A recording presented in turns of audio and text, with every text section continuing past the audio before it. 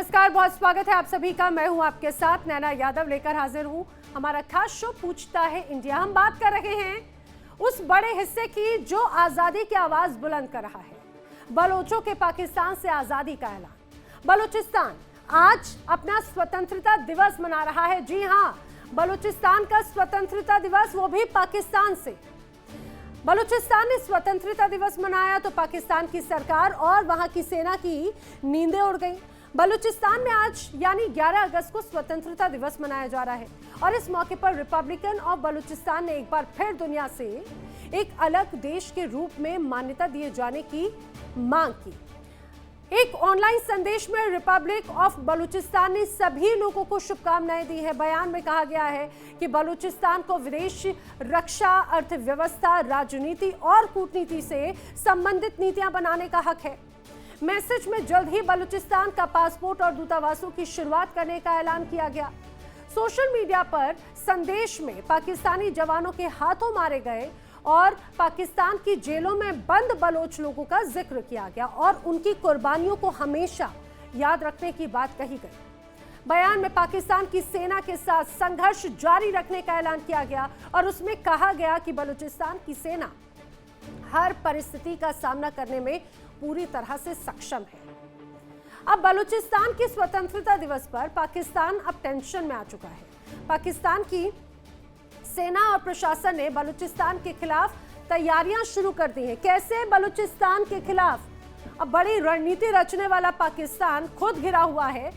पाकिस्तान प्रशासन ने बलूचिस्तान में किस तरह से मोबाइल और इंटरनेट सेवाएं बंद कर दी है, इसका अंदाजा लगाया जा सकता है। 5 अगस्त से नुश्की में व्यवसायों और वित्तीय सेवाएं बंद करने का भी आरोप लगाया गया। पाकिस्तान मीडिया के अनुसार बलूचिस्तान के कई इलाकों में इंटरनेट सेवाएं ठप हैं। 5 अगस्त से नुश्की जिले में व्यापारिक, व्यावसायिक सभी वित्तीय सेवाएं बंद है और ये वित्तीय बंदी 31 अगस्त तक जारी रहने की आशंका है। बलूच मानवाधिकार कार्यकर्ता मीरियार बलोच का आरोप है कि पाकिस्तानी सेना बलूचिस्तान के स्वतंत्रता दिवस कार्यक्रम को रोकने का प्रयास कर रही है। साथ ही बलूचिस्तान के ज्यादातर इलाकों में धारा 144 जैसे प्रतिबंध लागू करने का भी आरोप है। खबरें हैं कि बलूचिस्तान पर पाकिस्तानी वायुसेना के विमानों के जरिए भी नजर रखी जा रही है। खबरें हैं कि मुनीर सेना ने नुश्की जिले को एक खुली जेल में तब्दील कर दिया। यहां नाकेबंदी के जरिए लोगों को खाने पीने और दवाइयों की सप्लाई भी रोकी जा रही है। आरोप तो यह भी है कि इस मुसीबत के दौरान भी मरीजों को एम्बुलेंस से अस्पताल लिए जाने की इजाजत दरअसल दी ही नहीं जा रही और यही वजह है एक बड़ा तनाव यहाँ पर। करेंगे चर्चा, खास मेहमानों का पैनल मेरे साथ में कनेक्टेड है। मेरे साथ में रक्षा विशेषज्ञ रिटायर्ड मेजर जनरल अनुज माथुर जी कनेक्टेड हैं।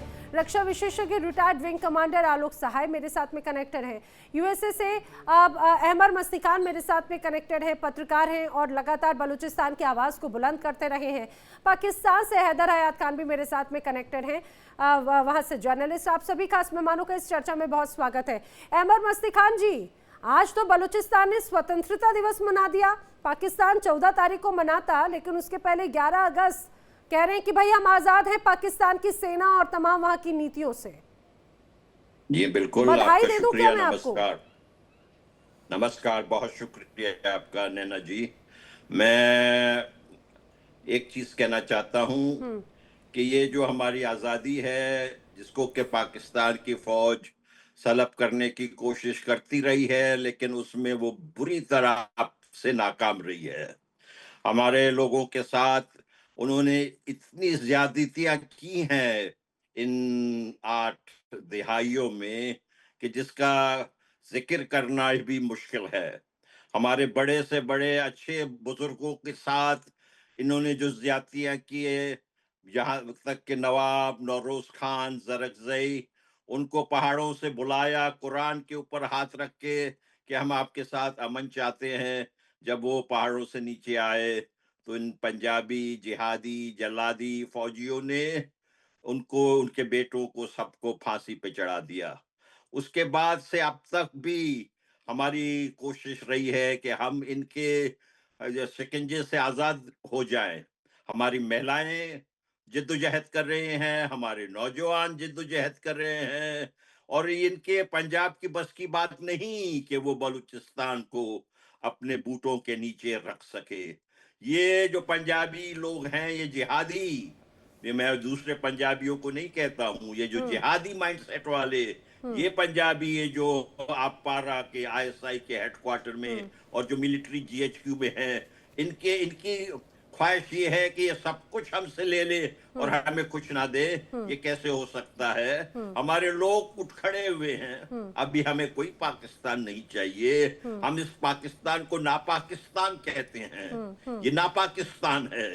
ये अब आके हमारे वहां पर मजे के खेज बात, 14 अगस्त जो है पाकिस्तान का जो ये बंटवारा अंग्रेज करके गया, जिसके ऊपर ये जश्न मनाते हैं, ये 14 अगस्त, और ये जो है कल के दिन पाकिस्तान की जो छोटी छोटी की परचम लेकर बच्चों को, इनके जो इंटीरियर मिनिस्टर जो बलूचिस्तान के हैं, जो आईएसआई के खास हैं, वो जाके बता रहे हैं और टेलीविजन पे बता रहे हैं कि भाई ये हम देखें पाकिस्तान के परचम लोगों के हाथ में दे रहे हैं। पाकिस्तान के परचम लोगों के हाथ में देने से क्या होता है? लोग जो है इतने मुतनफ्फिर हैं पाकिस्तान से कि आप अंदाजा ही नहीं लगा सकते हैं। इन्होंने देखे एक नहीं हर चीज गलत किया है। देखिए सर, मुझे लगता है कि कई बार तकलीफें अलग अलग नीति, लेकिन जब मुझे लगता है कि सबसे महत्वपूर्ण बात हो जाती है जो कलात रियासत थी या मुस्लिम लीग के बीच की जो एक रणनीति थी, अनुज माथुर साहब, वो जो तमाम अलग अलग कोलैबोरेशन थे बदलते वक्त के साथ में, शायद वो कुछ समय के लिए, कुछ अवधि के लिए एक तरह से उनका कोलैबोरेशन होता, लेकिन धीरे धीरे पूरी तरह से हाईजैक कर लिया गया। शायद यही वजह है कि आज भी बलूचिस्तान अपनों की तरह नहीं बल्कि सौतेलों की तरह एक तरह से उसके साथ व्यवहार किया जाता है। जय Hind sir. Sir audio unmute कर लीजिए प्लीज।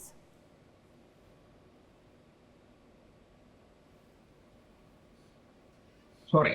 जय हिंद नैना। देखिए, एक बात बिल्कुल बिल्कुल स्पष्ट है कि आप जब कोई भी चीज बल प्रयोग से हासिल करने का प्रयास करते हैं तो उसमें सफलता मुझे लगता है नहीं मिल सकती।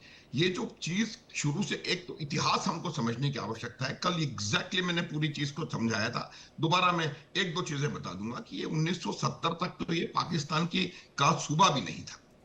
जब ये 1948 में जबरदस्ती इन्होंने दस्तखत करवाए गन पॉइंट पे, ये अहमद भाई से आप पूछ सकते हैं, इनको सब पता होगा, गन पॉइंट पे दस्तखत कराए गए थे। फिर उनका जो छोटा भाई था मीर अहमद का, वो चला गया अफगानिस्तान में। उसके बाद लगातार, देखिए, अगर इस चीज को सोचे समझे तरीके से, अगर इसको बेहतर तरीके से हैंडल किया होता और बल प्रयोग ना करके, जबरदस्ती ना करके वहां पर उनके लोगों की समस्याओं को देखा होता, तो शायद हालात आज थोड़े से भिन्न होते। लेकिन वो हालात भिन्न नहीं थे। आपने उनकी पार्टी बनवाई, फिर उस पार्टी को बैन कर दिया, नेशनल अवामी पार्टी को 1973 में पूरी तरह से रद्द कर दिया, सारे उनके लीडर्स को जेल। तो मेरा ये कहने का अर्थ है कि आपने जितने भी राजनीतिक प्रयास किए, उन प्रयासों को साथ के साथ समय समय पर उनको समाप्त करते आप चले गए, और आपने ये सोचा कि बल प्रयोग से इस चीज को दबाया जा सकता है। नैना, बल प्रयोग से आप किसी इंसर्जेंसी को, किसी बात को कुछ समय तक के लिए छुपा सकते हैं, उसको दबा नहीं सकते, उसको खत्म नहीं कर सकते। बिल्कुल क्लियर है। इसका सोल्यूशन राजनीतिक होना पड़ेगा। जो बुनियादी सुविधाओं की कमी है, जो शिक्षा और स्वास्थ्य की वहां पर कमी है, आप परसेंटेजेस देख लीजिए, इसमें कुछ कहने की आवश्यकता नहीं है। सब कुछ चीज, एवरीथिंग इज अवेलेबल, पूरी दुनिया को पता है कि वहां पर क्या। और उसके बाद जो संसाधन संपन्न क्षेत्र था, उसका आपने दोहन किया, और दोहन करके विदेशों को, जो दोहन किया जा रहा है बलूचिस्तान के संसाधनों का, उसका लाभ चीन उठा रहा है, अमेरिका उठा रहा है। ये मेरा मानना है कि इस प्रकार की जो चीजें आपको दिखाई देती हैं, इस प्रकार की चीजें होती हैं। और उसके बाद जनरल टिक्का खान के टाइम पर क्या हुआ, वहां पर सब जानते हैं, ये पूरा all, it is all recorded है ना। तो मेरा ये कहने का अर्थ ये है कि इस एक राजनीतिक समस्या थी, उसको बार बार बल प्रयोग करके उन्होंने एक बहुत बड़ी इंसर्जेंसी में तब्दील कर दिया। और ये बात निश्चित थी ना शुरू से आखिर तक कि जो खाने कलात था, वो ए नेचुरल जो मिलना पाकिस्तान के साथ था, वो नहीं था खाने कलात का, उसको जबरन आपने शामिल करा। तो यही वजह है, जैसा कश्मीर में किया, एग्जैक्टली वही उन्होंने बलूचिस्तान में किया। बलूचिस्तान में मुझे लग रहा है कि ये तो एक आदत जैसी एक तरह से बना ली। मैं हैदर हयात खान को चर्चा में शामिल करते हुए सवाल पूछना चाह रही हूँ। हैदर हयात खान साहब, किसी भी मतलब दुनिया के किसी भी बड़े हिस्से में एक देश में 2 स्वतंत्रता दिवस या एक देश में उसके अंदर का जो देश है उसमें अलग से सरकार, अलग से राष्ट्रपति, पूरी अलग व्यवस्था मैंने कहीं और नहीं देखी, खासतौर से अगर देखा जाए तो पाकिस्तान में ही। वहां पे एक तरफ पीओके में स्वतंत्र राष्ट्रपति, दूसरी तरफ बलूचिस्तान में अपने आप को स्वतंत्र देश घोषित कर रहे हैं। एक देश के कितने स्वतंत्रता दिवस मनाए जाएंगे? बलूचिस्तान का स्वतंत्रता दिवस आखिर क्यों लोग अभी भी इतने लंबे वक्त तक अपने आप को बाउंडेड फील कर रहे हैं? बिस्मिल्लाहिर्रहमानिर्रहीम, बहुत शुक्रिया नैना। देखिए, बलूचिस्तान का जो यहाँ पर गुफ्तगू हुई है, मस्ती खान साहब ने भी और जनरल साहब ने भी गुफ्तगू की। जनरल साहब ने एक बात की कि आप किसी को भी ज़ोर ज़बरदस्ती, उन्होंने तो खैर हिंदी में बात की, जो मैंने अंडरस्टैंड किया कि आप जोर जबरदस्ती के साथ किसी के साथ चीजों को ज्यादा देर तक नहीं चला सकते। मैं उनकी इस बात से अग्री करता हूँ, इसमें कोई शक नहीं। आप जोर जबरदस्ती चीजों को नहीं चला सकते और बिल्कुल ये एग्जाम्पल सेट होती है। हम तो मल्टीपल टाइम्स आपसे बात कर चुके हैं कि कश्मीर में जो जोर जबरदस्ती आप लोग कर रहे हैं, आप लोगों को वो खत्म कर देनी चाहिए। बलूचिस्तान के एंगल में इन्होंने खाने कल्लात का जिक्र किया। देखें, बलूचिस्तान की जो पॉपुलेशन है, अगर बलूचिस्तान आबादी के लिहाज से पाकिस्तान का छोटा और रकबे के एतबार से पाकिस्तान का सबसे बड़ा सूबा है, इसकी जो पॉपुलेशन है इसमें बलूच पॉपुलेशन से ज्यादा यहाँ पर पश्तून्स रहते हैं। 2 बड़ी फैमिलीज थी बलूचिस्तान में जो रूल करती रही। एक खाने कल्लात की फैमिली और दूसरी फैमिली थी बारोज़ई ट्राइब जो सिब्बी से जो रूल कर रहे थे। अब खाने कल्लात के साथ जो इश्यूज हुए वो किसी से ढके छुपे नहीं है, लेकिन मैं ये गलत बात कह रहे हैं। काइंडली मुझे मुकम्मल कर देने दें, ये मस्तियां ना करें। नहीं, आप गलत अगर गलत बात कहेंगे तो हम मुकम्मल करने नहीं देंगे। आप गलत कह रहे हैं तो हम आपको रोकेंगे। आप कौन होते हैं मुझे रोकने वाले? आप कौन होते हैं मुझे रोकने वाले? आप गलत कह रहे हैं ना। अमेरिका में बैठा हुआ एक भगोड़ा, अमेरिका में बैठा हुआ एक बुज़दिल भगोड़ा मुझे रोकेगा? तो अपनी इज्जत अपने हाथ में है, अपनी इज्जत आपकी अपने हाथ में है, अपनी इज्जत आपकी अपने हाथ में है। जरा अहमद मस्ती खान जी एक बार बोल लेने देते हैं। लेकिन हैदर हयात खान, आखिर उन्हें अपना देश जाने के लिए मजबूर किसने किया? अपना देश छोड़कर जाने के लिए किसने मजबूर किया? वहां की नीतियों ने, वहां की सरकारों ने। अभी तो आपको उठाकर, पहली बात तो ये कि मैं अपनी डिबेट में इस तरह के शब्दों को बिल्कुल एंटरटेन नहीं होने दूंगी, लेकिन अगर आपने सो कॉल्ड भगोड़े वाली बात कही तो आप पाकिस्तान की तो ये कहा जाए कि ये तो इतिहास में रहा है। कोई लूट कर जाता, कोई लूट कर भगोड़ा बन जाता है तो कोई लूट कर भगोड़ा बनने पर मजबूर हो जाता है। भारतीय पेरोल पर इस वक्त अमेरिका में बैठकर भारत की जुबान बोल रहा है। सेफ हेवन है ना लंदन, यूके तो आपका सेफ हेवन है। कोई देश को लूटकर भगोड़ा बन गया तो कोई लुटकर भगोड़ा बनने पर मजबूर हो गया। अल्टीमेटली बनाया किसने? पाकिस्तान की आवाम और वहां की नीतियों ने।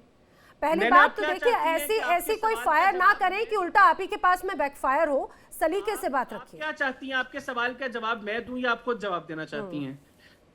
शब्दों का अच्छे से इस्तेमाल कीजिए। मैं आपको नहीं, शब्दों का अभी तो मैंने बहुत मोहताज शब्दों का इस्तेमाल किया इसके लिए। बहुत मोहताज शब्दों का इस्तेमाल किया मैंने। जो जिस तरह की इसकी हरकतें हैं, मुझे इससे बहुत ज्यादा कुछ बोलना चाहिए था, लेकिन मैं नहीं बोल रहा वो सब कुछ। तो ये भगोड़ा भी है, ये बुज़दिल भी है, ये कायर भी है। दूसरी बात ये कि बलूचिस्तान की जो आबादी है, मैंने आपको पहले बताने की कोशिश की कि बलूच आबादी से ज्यादा पश्तून है वहां पर। और खाने कल्लात का जहां तक जिक्र है, खाने कल्लात के साथ जो कुछ हुआ वो ठीक है, वो अपनी जगह। लेकिन खाने कल्लात के बलूचिस्तान में मामलात आगे 2 अशखास देख रहे थे, एक नवाब ऑफ जलावन और दूसरा सारावन। दोनों इस मुल्क का जो है वो उसमें इस तरीके से हिस्सा रहे कि दोनों बलूचिस्तान के साबिक वज़ीर आला हैं, नवाब असलम रईसानी साहब भी और सनाउल्लाह ज़हरी साहब भी। लेकिन ये मस्ती खान साहब जो है ना, ये बातें ये नहीं बताएंगे आपको। आज आप लोग बलूचिस्तान के अंदर आजादी के जश्न की बात करें, किधर मनाया गया? बलूचिस्तान पाकिस्तान का हिस्सा है, पाकिस्तान का सबसे बड़ा सूबा है। पाकिस्तान की बाकी आबादी की तरह, पाकिस्तान की बाकी आबादी की तरह यहाँ पर भी 14 अगस्त को जश्न भी मनाया जाएगा। और मस्ती खान साहब आपकी मस्ती भी निकालेंगे, हम बड़े जलवे दिखा रहे हैं इस दफा इंशाल्लाह। 14 अगस्त की जो हमारी इंडिपेंडेंस परेड है उसमें बड़े जलवे दिखा रहे हैं। तो आप परेशान ना हो, बलूचिस्तान भी पाकिस्तान का है, कश्मीर भी पाकिस्तान का है। आप जैसे भाड़े के जो कुछ बुज़दिल और भगोड़े हैं वो यहाँ पर ना इंतशार फैला सकते हैं, हैदर हयात खान साहब, हैदर हयात खान, वहां पर बैठकर हैदर हयात खान, पता ये बड़ी खलबली और इनसिक्योरिटी दर्शाता है। जो शब्दों का इस्तेमाल आप कर रहे हैं ये इमेच्योरिटी दर्शाता है। आपको बहुत बखूबी पता है कि आखिर जो विलय हुआ वो वैधता अवैधता किस रूप में हुआ। आप भी बखूबी जानते हैं बलूचिस्तान में जिस तरह से नरसंहार करती है पाकिस्तान की सेना और सरकारें, जिस तरह से मानव अधिकारों का उल्लंघन होता है ना, ह्यूमन राइट कमीशन का, अगर आपको मेरे हिंदी के अल्फाज समझ में नहीं आ रहे हो तो इस बात से आप भी बखूबी वाकिफ हैं। और जो लोग दुनिया के अलग अलग कोनों में बलूचिस्तान के जो लोग जाकर बैठे हैं, आप उन सभी को कितनों को भगोड़ा कहेंगे। आपको यह सोचना चाहिए कि आखिर क्यों वो अपना देश छोड़कर, अपनी सरजमी को छोड़कर भागने को मजबूर हुए। आपकी सरकार उन्हें वो व्यवस्थाएं नहीं दे पाई। अगर भगोड़ा है तो आपके वो तमाम सोकॉल्ड आपके प्रधानमंत्री राष्ट्रपति भगोड़े क्यों नहीं कहते आप उन्हें? हिम्मत है? अरे हिम्मत होती तो आपके ऊपर कोर्ट मार्शल हो जाता अगर उनको कह देते तो। आलोक साहे जी, मसला था नैना, इनके खून में मसला था। नैना जी नमस्कार। नैना जी नमस्कार। जी देखिए मैं बताऊं, इन्होंने बिल्कुल गलत फैक्ट दिया है। बलूचिस्तान का जो ज्योग्राफिकल एरिया है वो 42 से 44% का ज्योग्राफिकल एरिया है, और ये बोल रहे हैं ना कि वहां पर पश्तून ज्यादा हैं। बलूच वहां पे 39.9% की आबादी है और पश्तून की 34% है। चेक कर लीजिए, गूगल में आपको मिल जाएगा। और ये भी पश्तून ज्यादा बढ़े थे कब? जब ये रूस का आक्रमण हुआ था अफगानिस्तान में, और वहां से पश्तून जब माइग्रेट करके आए तो यहाँ पर बलूच एरिया में ये बस गए। ये भी एक बलूचिस्तान का बहुत बड़ा गिरबांस है कि वहां पर उनके क्षेत्रों में दूसरे जातियों को, दूसरे लोगों को आकर के जबरदस्ती बसाया जा रहा है। न सिर्फ वहां पर पश्तून आके बस गए, बल्कि ये जो CPSC कॉरिडोर है गदर एयरपोर्ट का, इसके कारण भी वहां पर कॉलोनीज बनाई जा रही हैं, और बाहर से चाइनीज और पाकिस्तानी और पाकिस्तान के दूसरे क्षेत्रों से लोग आकर के वहां बसाए जा रहे हैं, जिससे वहां का डेमोग्राफी जो है वो बदलता जा रहा है। ये बलूचिस्तान की जो मूवमेंट चल रही है उसका में एक मुख्य मुद्दा है ये। दूसरी बात जो ये बता रहा है कि हिंदुस्तान भड़का रहा है। अरे हिंदुस्तान भड़का रहा है, POK को भड़का रहा है, हिंदुस्तान बलूचिस्तान को भी भड़का रहा है, हिंदुस्तान अफगानियों को भी भड़का रहा है, खैबर पख्तूनख्वा में भी भड़का रहा है। आपके यहाँ तो 4-4 तरफ से टुकड़े होने लगे हैं, तो सब हिंदुस्तान ही कर रहा है। तो आप इतने कमजोर क्यों हो कि हिंदुस्तान सबको भड़का करके आपसे बाहर कर रहा है? और आप देखिए, आप कह रहे हैं कि अगर आपका शासन ठीक है, किसी भी देश में आप देखिए खुले आम मंच से वीडियो है कि वहां की जनता POK की कह रही है कि हमको पाकिस्तान में नहीं रहना है, बॉर्डर खोलिए, and they gave a March towards LOC। इस तरह की वहां पर लोगों का मोह भंग हो चुका है आपसे। They are thoroughly disillusioned by Pakistan. POK disillusioned हो चुका है, बलूचिस्तान डिसइल्यूजन्ड हो चुका है, खैबर पख्तूनख्वा डिसइल्यूजन्ड हो चुका है। अफगानिस्तान से तो आपके पास बचा क्या भाई? और ये देखिए यहाँ जो नैना जी, ये जो बलूचिस्तान की हालत है वो क्यों हालत है मैं आपको बता रहा हूँ। आपको अभी सुन लीजिए, हैदर साहब सुन लीजिए जरा, अभी थोड़ी सी और बात सुन लीजिए। बलूचिस्तान का कैसे शोषण होता है, हैदर साहब जरा ये सुन लीजिए। बलूचिस्तान में जो GDP का कंट्रीब्यूशन है पाकिस्तान में, अरे सुनिए, मकबूजा कश्मीर को दुनिया की सबसे बड़ी जेल बनाया हुआ है। आपने 9-10 लाख की फौज वहां पर डिप्लॉय की है। हर सुनने का मादा रखिए, सुनने का मादा रखिए को खड़ा किया हुआ है। सर आलोक साहे सर, वेल आज आपने जो रंग पहना है मुझे वो रंग बड़ा पसंद आ रहा है, बहुत मुझे वो रंग बड़ा पसंद आ रहा है। लेकिन अच्छा हैदर हयात सुनो, आपने कहा बॉर्डर खोल दें। बॉर्डर किस लिए खोलना है बताइए? जिनको एंट्री करनी होती है वो तो वीजा के थ्रू भी एंट्री कर लेते हैं, जिनको एंट्री नहीं करनी होती आप अभी उनको पहले अजीबोगरीब तरीके से एंट्री करवाते थे। हाँ, आपको ये बड़ी आपत्ति है कि अब वहां पर इतनी सख्ती हो गई कि उनकी एंट्री इतनी आसान नहीं है, क्योंकि जो अंदर के लोग बैठे हैं उनको चुन चुनकर एक तरह से चिन्हित किया जा रहा है देश विरोधी ताकतों को। अगर आप दुनिया की जेल की बात कर रहे हैं, अच्छा मुझे बताइएगा अनुज माथुर साहब, अगर ये दुनिया की जेल होती तो हाल ही में कुछ समय पहले G20 समिट हुआ, दुनिया के तमाम बड़े संगठन वहां पर पहुंचे।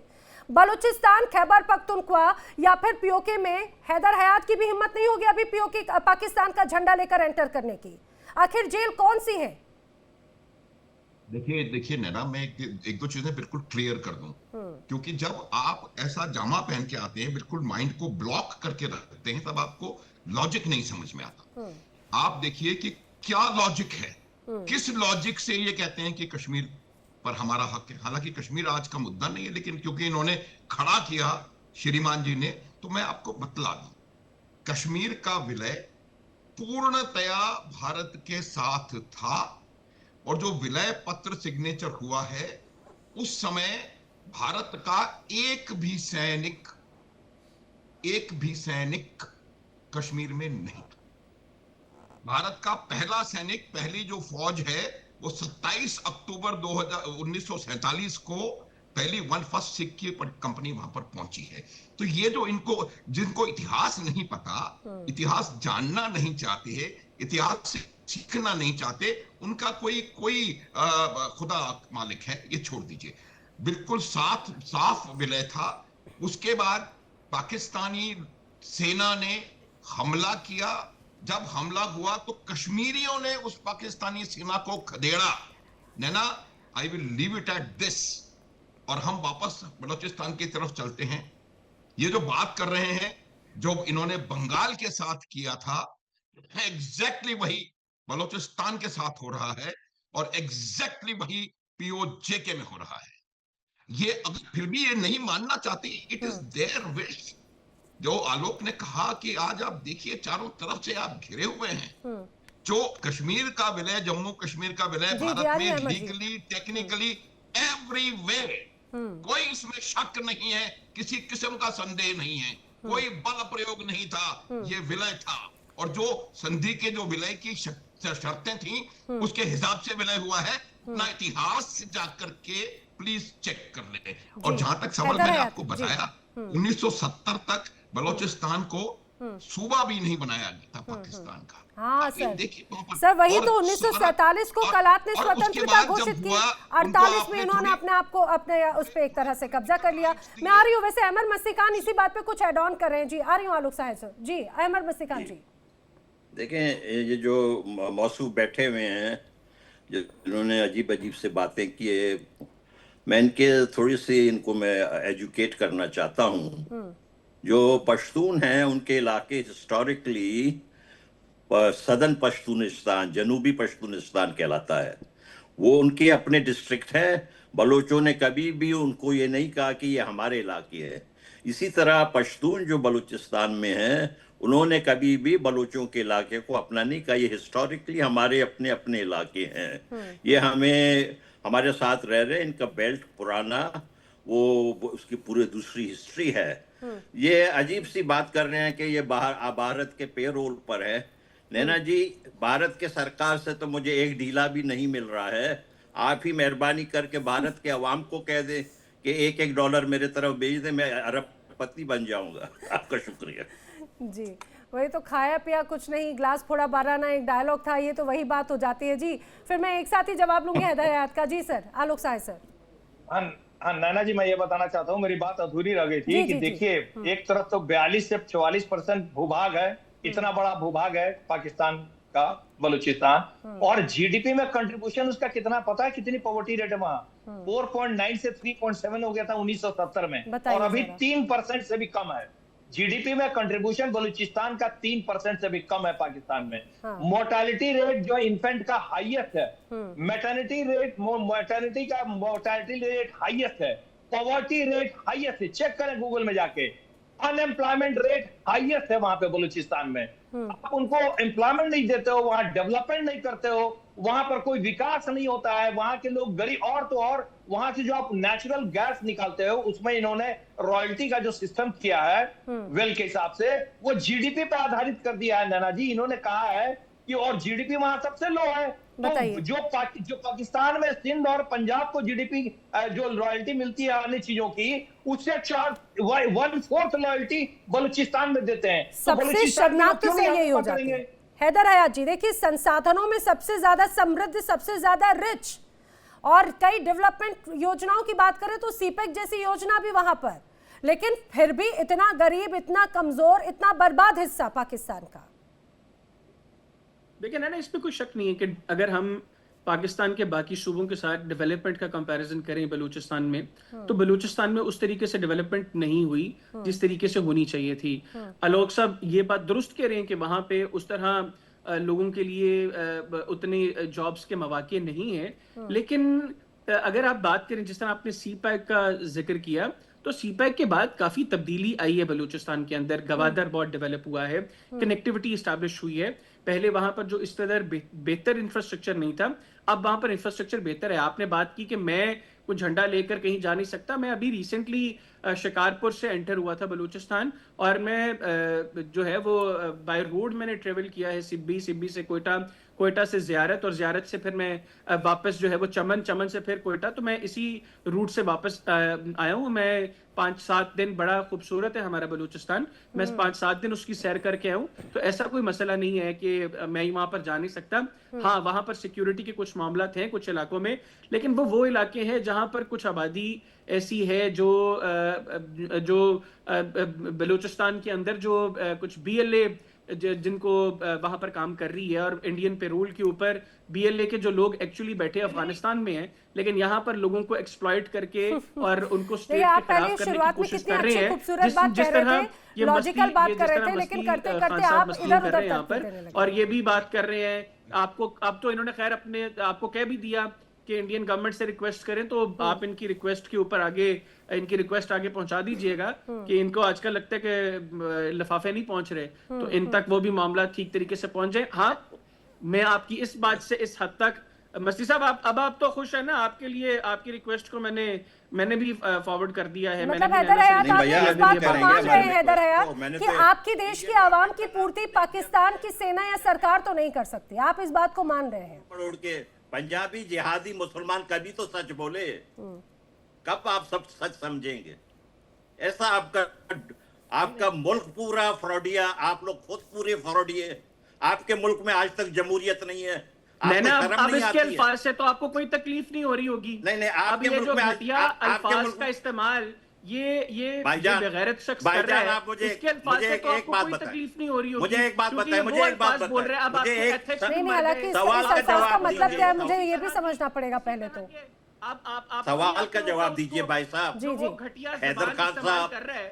नहीं, मुझे लग रहा है इस अल्फाज का मतलब भी समझना पड़ेगा पहले तो। आप मुझे बताएं, जमहूरियत क्यों नहीं है? मतलब नहीं पता। जमहूरियत पर आपको दिक्कत है? मुंह की बजाय नाक में डालती हैं, जो आपको इनके अल्फाज की समझ नहीं आ रही। अरे जमहूरियत का मतलब है, आप किस चीज को लेकर बात कर रहे हैं? आप तकलीफ में आ जाते हैं तो देना आलोक साहब जी। जमहूरियत क्यों नहीं है? मैं सिर्फ आपको आईना दिखा रहा हूँ कि जब मैंने उसके लिए भाईजान, आपके मुल्क में जमहूरियत इसके लिए कौन जिम्मेदार है? मैंने सिर्फ उसको बताया था कि ये भगोड़ा है, तो आपको बहुत तकलीफ हुई। हाँ, तो क्योंकि भाई आप मेरी डिबेट पे बैठ के मैं तो आपसे अगर हिसाब लेने लग जाऊं, अच्छा जो लापता है या कौन भागा हुआ है, ये आप कैसे सर्टिफिकेट दे सकते हैं? बलूचिस्तान से कितने लोग, हजारों की संख्या में लोग अभी तक लापता हुए, किल एंड डंप कितने केसेस हुए, क्या उसकी कभी किसी ने खबर रखी? आपके देश का कोई व्यक्ति अपना देश छोड़कर भागने पर मजबूर हुआ, अगर आप भगोड़ा कह रहे हैं तो इसमें ना ही उनकी इंसल्ट है, ना ही मेरी इंसल्ट है, ना ही हिंदुस्तान की इंसल्ट है। सबसे ज्यादा इंसल्ट हो रही पाकिस्तान की कि आप अपनी आवाम का ध्यान नहीं रख पा रहे, अत्याचार इतना करते भागने को मजबूर हो जाते हैं। लोगों का पाकिस्तान से जाना ही बेहतर है। नैना जी ये बिल्कुल गलत बोल रहा है, झूठ बोल रहा है। डाटा पे बात कीजिए। CPSE कॉरिडोर और ग्वादर पोर्ट आने से बलूचिस्तान का क्या भला हो रहा है, आप ये बताइए। बलूचिस्तान की तो यही शिकायत है कि आप उससे और उसका लूट रहे हैं, वहां पे दूसरे लोगों को फंसा रहे हैं। वहां के बलूचिस्तान लोगों को एम्प्लॉयमेंट नहीं दे रहे आप CPSE कॉरिडोर में। ग्वादर पोर्ट पे आपने किसने बलूचियों को नौकरियां दी है? आलोक साहब, पहले जरा अपनी गुफ्तगू में पहले आप अपनी चीजों को अलाइन कर लें। एक तरफ आप कह रहे हैं कि बलूचिस्तान में कोई दीगर शख्स पाकिस्तान के किसी सूबे का जा नहीं सकता, फिर आप कह रहे हैं कि हम बलूचिस्तान के अंदर मैंने कहा नहीं जा सकता। वहां पर आपने खुद एक्सेप्ट किया हैदर साहब कि बलूचिस्तान का डेवलपमेंट नहीं हुआ है, तो इसके लिए कौन जिम्मेदार है? होता है लोग साहब, कंपाइल बलूचिस्तान के डेवलपमेंट नहीं हुआ, वहाँ गरीबी है, वहाँ पर पॉवर्टी है, आप ये मान रहे हैं, तो इसके लिए कौन जिम्मेदार है? जो किस तरीके से आप तो बड़े फाइन मंझे हुए जर्नलिस्ट है ना, आप भी बखूबी जानते हैं कि वो क्या बताने की कोशिश कर रहे हैं। आप भी बखूबी जानते हैं पाकिस्तान का झंडा लेकर या पाकिस्तान के बलूचिस्तान के बाहर का कोई व्यक्ति अगर ये कहे कि भाई मैं पाक आर्मी से जुड़ा हुआ हूं, बलूचिस्तान की सीमा में दाखिल नहीं हो सकता। और जो बात आलोक सहाय जी कह रहे हैं, आपने अभी कुछ देर पहले कहा ना कि बलूचिस्तान में सीपेक प्रोजेक्ट के बाद डेवलपमेंट हुए ताकि चाइना से जुड़ी हुई या पाकिस्तान या बलूचिस्तान की बाहर की आवाम आप वहां पर ले जाकर पहुंचाएं और वहां पर उनके अधिकारों को छीने जो बलूचिस्तान का बनता है। कोई नहीं है फिर मस्ती खान साहब जैसे लोगों को बिठाकर और ये व्हाट्सएप की कहानियां, मनोहर कहानियां नैना जी सुनाकर। मुझे अरे एक आपको मौका आपको दीजिएगा, मस्ती मैं- खान जी से दिक्कत, आपको अनुज माथुर जी के फैक्ट से दिक्कत, आलोक साहे जी के फैक्ट से दिक्कत, नैना यादव जो बोले उससे दिक्कत। नैना मैं दावत कहना देता चाहता हूँ, आपको मैं इनके लिए एक बात कहना चाहता हूँ हमारा कि बलूचिस्तान आपके मुल्क में जमहूरियत नहीं है आज भी, आपके मुल्क में आमरियत है। आपको शर्म आनी चाहिए। 80 साल गुजरने के बाद आपके मुल्क का, आपके मुल्क का जो सफेद और स्याह का ममालिक एक जनरल है, एक जनरल। पेरोल पर मैं झूठ कह रहा हूँ भाई, हैदर खान साहब, कर रहे हैं। मैं झूठ कह रहा हूँ या सही कह रहा हूँ? एक जनरल आपके मुल्क के स्याह और सफेद का मालिक है। इस मुल्क को गटर में घुस जाना चाहिए। इस मुल्क को जमीन खोद के ये पाकिस्तान डूब जाना चाहिए। हालांकि अहमद मस्तिकान जी, अहमद मस्तिकान जी या हैदर हयात खान साहब, देखिए किसी भी देश की खूबसूरती वहाँ की आवाम के साथ में होती है। आवाम अपनी मूलभूत सुविधाओं को लेकर अभी भी दो चार हो रही है। वहाँ पे सबसे ज्यादा दिक्कत आती है वहाँ की नीतियां, वहाँ की सरकार और वहाँ के हुक्मरानों से। आलोक साहे जी कुछ कह रहे थे, बात पूरी कीजिएगा सर, फिर मैं अनुज माथुर जी का रुख कर रही हूँ। जी सर, 30 सेकेंड्स। जी, मैं ये कहना चाह रहा हूँ कि ये बता रहे हैं कि सीपीएसई कॉरिडोर से डेवलपमेंट हुआ है, कोई डेवलपमेंट नहीं हुआ है। वहाँ बाहर के लोगों को नौकरियां दी जा रही है। आप ये डाटा बता दीजिए ना, डाटा बोलने से होगा, ऐसे बोलने से नहीं होगा कि कितने बलूचियों को वहां पर नौकरियां दी गई हैं। आपके पास कोई डाटा है इसका? आप देखिए, यही तो बलूची कह रहे हैं, यही तो रो रहे हैं कि वहां पर चीनियों की बस्ती बनाई जा रही है, वहां पाकिस्तानी के दूसरे एथनिक ग्रुप्स की बनाई जा रही है। बलूचियों को वहां से हटाया जा रहा है, उनका शोषण किया जा रहा है। किसी भी डेवलपमेंट में बलूची का कोई हक नहीं दिया जा रहा है। न उनको रॉयल्टी उचित दी जाती है, न वहां पे एजुकेशन दिया जाता है, न वहां डेवलपमेंट कराते हैं आप। तो वहां की जनता कहां जाएगी? 40% से ज्यादा भूभाग है, 6 करोड़ के आसपास बलूची हैं। वो आखिर मरने मारने को उतारू क्यों हो गए हैं? बिल्कुल, यही तो बड़ी बात है। उसका उसका जवाब भी किसी के पास नहीं होगा। तो आप उनको मरवा देते हो। उसका भी जवाब होगा नहीं फिलहाल। वेल, अनुज माथुर सर, सबसे इंपॉर्टेंट बात ये हो जाती है सर, इसके पहले भी ये आजादी का पर्व मनाया जाता रहा, लेकिन इसके पहले और 2026 के आजादी के पर्व में क्या अंतर नजर आ रहा है? नहीं, देखिए, पहले तो मैं 2 फैक्ट्स आपको देना चाहता हूं कि ये बात ये कई दफा कह चुका हूं। पाकिस्तान में 4 डायरेक्ट बाउट्स हो चुकी हैं मिलिट्री रूल की। अयूब खान, याह्या खान, जियाउल हक और परवेज मुशर्रफ। उसके अलावा लगातार पाकिस्तान की जो सेना है, पाकिस्तान की हर गतिविधि को कंट्रोल करती है। इसमें किसी को कोई संदेह नहीं है। किसी भी प्रधानमंत्री ने, एक भी इतिहास में एक भी प्रधानमंत्री ने अपना टेन्योर पूरा नहीं किया, पहली बात। दूसरी बात, डेमोग्राफिक री इंजीनियरिंग ये पाकिस्तान की ट्रिक रही है। आज मैं एक छोटा सा उदाहरण आपको दे सकता हूं। गिलगित बाल्टिस्तान में शिया पॉपुलेशन 1947 में लगभग 90% थी, 85 से 90। आज वो 39-40% रह गई है। ये तमाम जो डेमोग्राफिक री इंजीनियरिंग करने का तरीका, ये पाकिस्तान का हमेशा से रहा है। यही प्रयास बलोचिस्तान में ये लोग करेंगे। कई बार ये लोग कह चुके हैं कि वहां तो इतने से लोग हैं, उनको तो हम ऐसे ही खा जाएंगे। तो ये जो इनकी मानसिकता है, देखिए नैना, वो इस बात को साफ दिखाती है कि यहाँ पर इनका किस तरीके से काम करने का यही चीज बंगाल के साथ ट्राई करिए। आपने देख लिया क्या हाल हुआ है। और ये पश्तूनिस्तान की बात कर रहे हैं, खैबर पख्तूनख्वा क्या बिल्कुल शांत बैठा है, वहां पर भी वही की हुई बात हो रही है। वहां पर भी F-16 उनके खिलाफ इस्तेमाल किए जा रहे हैं, गनशिप्स का प्रयोग हो रहा है। तो किस चीज की हम बात कर रहे हैं? मेरा कहने का अर्थ यह है नैना कि आपको अगर सेना के हाथ में पूरा का पूरा हमेशा से उनका हाथ रहा है और आज भी असीम मुनीर के हाथ में सारी ताकत है, तो ये समझने की मुझे लग रहा है कि 1947 से लेकर 1945 से लेकर अभी तक का जो हाल है, 80 साल होने को आए हैं। लेकिन सबसे महत्वपूर्ण बात यही कि अभी तक अगर स्थिरता नहीं आई, आप अपने देश के बीच में, बाशिंदों के बीच में भरोसा स्थापित नहीं कर पाए, तो इससे ज्यादा बड़ा फेल्यूर कुछ नहीं है। फिर आप भले ही सीमाओं से कितना ही क्यों ना बांध ले, लेकिन वो देश पहले ही टूट चुका है, ये स्पष्ट हो जाता है। आप सभी मेरे साथ इस चर्चा में शामिल हुए, आप सभी का बहुत बहुत शुक्रिया। मुझे रुकना होगा यहाँ पर एक बहुत छोटे से ब्रेक के लिए, लेकिन तमाम खबरें आगे भी जा रही हैं, जल्द हाजिर होंगे। देखिए इंडिया डेली 24/7 अब आपके स्मार्ट टीवी पर। इंडिया डेली मौजूद है सभी डिजिटल प्लेटफॉर्म पर लाइव और लगातार। इंडिया डेली 24/7 हर दिन राष्ट्र को समर्पित।